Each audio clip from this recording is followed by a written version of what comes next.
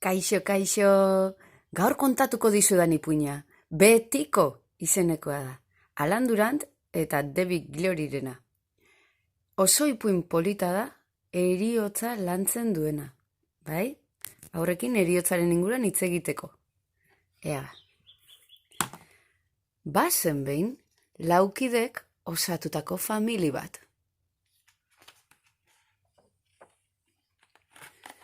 Igaraba, begira ze polita, Igaraba oso sukaldari ona zen. Oso janari goxoak prestatze zituen. Satorrak berriz, etxeko konponketa guztiak egiten zituen. Erbiak, loreak zaintzen zituen, eta baratzeko lanak egiten. Eta beraien familia osatzen zuena eta lanik handiena egiten zuena, azeria zen. Azeriaren lana badakizu zein zen? Aholku oso onak ematea, bere lagunak zaintzea, animatu egiten zituen. Eta Laurak elkarrekin oso familia zoriontsua osatze zuten. Elkar asko maite zuten. Egun batean ordea, gure azeria gaixotu egin zen. Eta gero eta regalago, gero eta tristeago zegoen. Egun batean, basora joan zen, eta ez zen gehiago itzuli. Hil egin zen. Bere lagunak, bere bila joan ziren, basoan aurkitu zuten, baina ezin zuten ezer egin. Oso triste, beraien laguna hartu, eta lurperatu egin zuten. Hilda zegoen, triste zeuden, eta azeriaren zuaitzik gustokoenaren azpian lurperatu zuten. Negar egiten zuten lagunek. Baina, oso triste nago, esaten zuen Igarabak. Hain zen jakintxua bera. Edo zein arazo nuenean, berak laguntzen zidan beti, esate zuen. Satorra ere oso triste zegoen.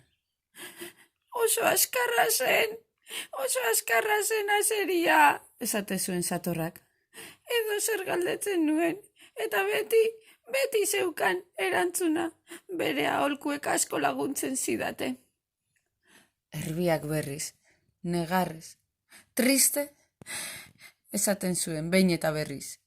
Oso bioz bera zen bera, beti bezarkada bat behar nuenean, beti ematen zidan, beti zituen hitz goxoak niretzako.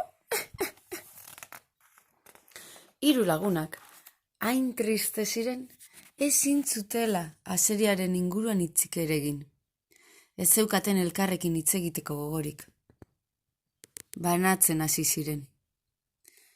Tristurak ez zien uzten egunerokoa egiten. Ezin zuten beste zertan pentsatu. Eta halaxe, negu osoa igaro ondoren, udaberria iritsi zen. Elurra joan zenean, egun batean, beren lagun zen, Katxagorria etxera saldu zen. Kaixo lagunak, esan zien. Zer egiten duzu etxe barruan, aspaldi ez zaituztet kalean ikusi.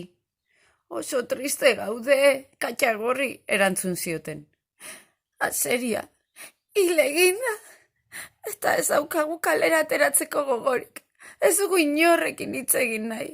Ez dugu inor ikusi nahi, triste gaude ezin dugu beste ezertan pentsatu.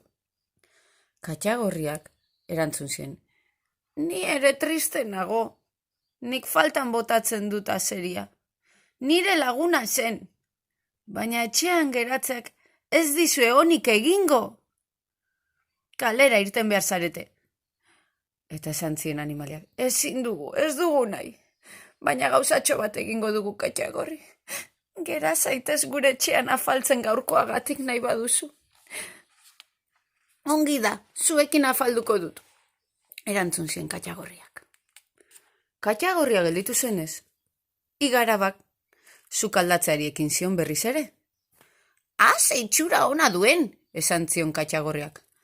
Oso janari goxua prestatu duzu. Aspaldiko goxuena prestatu zuen egia esan. Eta dena batera, oroitzapen bat etorri zitzaion gure igarabari burura. Aizue, gauza bat, badakizu zertan ez zen ona gure azeria. Zertan, ez erantzun zioten besteek. Sukaldatzen, egun batean gogoratzen zarete, tortilla patata bat egiten hasi zela. Eta oso txarra atera zitzaiola. Egiten zuten barre denek. Patata gordinak zeuden, eta arrautza erreta. Etzen bat ere sukaldari trebea gure azeria. Badakizu zertan etzen trebea, esan zuen erbiak orduan. Etzen bat ere trebea gauzak eraikitzen. Egun batean, aulki bat egin zuen. Eta eseri orduko pamba erori zuen lurrera. Eta, esan zuen Zatorak, badakizu erretzitzaion onden baten? Belartxarra kentzea. Egun batean, lorategira atera zen. Belartxarra kentzera. Eta belartxarra kendu ordez, azenario denak atera zitun. Gure azeri horrek. Ze gauzak egiten zituen.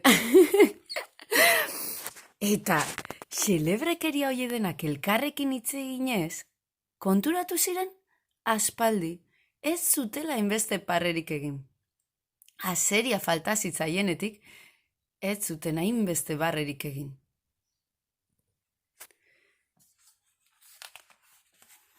Hurrengo egunean, zerbait aldatu zela somatu zuten. Baldakizu ezer egingo dudan gaur? Azeriaren zuhaitzaren azpian, bere zuhaitzarik gogokonaren azpian, lorategi bat landatuko dut, ziur gustatuko zaiola. Banik, badakizu ezer egingo dudan? Lorategi horretan, aulki bat egingo dut. Baina oraingoan sendoa, esan zuen Zatorak. Banik, tortilla patata bat egingo dut, esan zuen igarabak.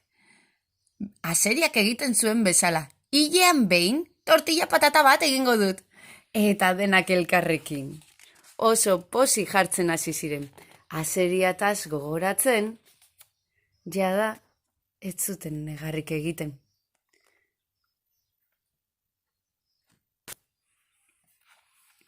Eta azeria, beraien bihotzetan, oroimenean eta irribarrean, zegoela, hantxe, beti, betiko, ohartu ziren.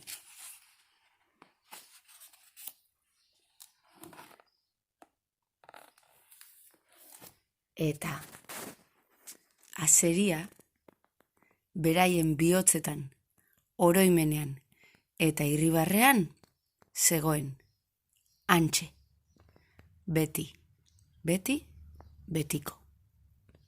Musu bat.